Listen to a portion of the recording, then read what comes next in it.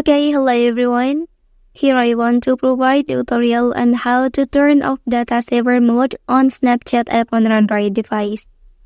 Knowing how to turn off data saver mode on Snapchat app can be useful if you want to fully utilize your data connection without any restrictions.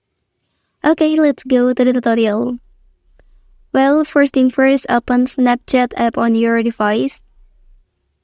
Okay, after that, enter to your profile page and then you can click settings at the top right corner. Well, so in this page, you have to scroll down till you find data saver option and then tap on it. Okay, so now you can uncheck this list to turn off data saver mode on this platform. Okay, that's the tutorial on how to turn off data saver mode on Snapchat app on an Android device. If you are helped by this video, don't forget to like and subscribe to get other information from this channel. Thank you.